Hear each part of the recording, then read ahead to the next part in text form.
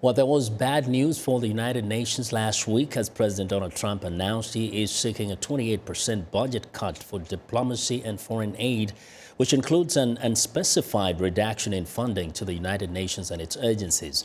VOA UN correspondent Margaret Besheer reports that the potential cuts come as the UN is struggling to cope with an unprecedented number of major issues.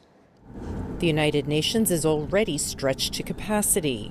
We stand at a critical point in our history. Already at the beginning of the year, we are facing the largest humanitarian crisis since the creation of the United Nations. Now, more than 20 million people across 4 countries face starvation and famine. Without collective and coordinated global efforts, people will simply starve to death. The United States is the UN's largest donor, contributing about $611 million this year to the regular budget of more than $2.5 billion. Washington also contributes more than $2 billion annually to support UN peacekeeping missions, and hundreds of millions more to vital programs, including the UN Children's Fund and the World Food Program. VOA spoke with Peter Yo, president of the Better World campaign, via Skype. We pay 22% of the UN's bills, which basically means that other countries pay 78%.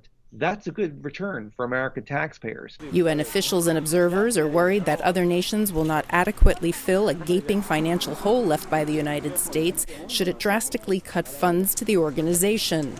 Abrupt funding cuts can force the adoption of ad hoc measures that will undermine the impact of longer-term reform efforts. The U.S. budget chief was unapologetic when asked if he was worried that some of the world's most vulnerable people could suffer as a result. We're absolutely reducing funding to the UN and to the various foreign aid programs, including those run by the UN and other agencies.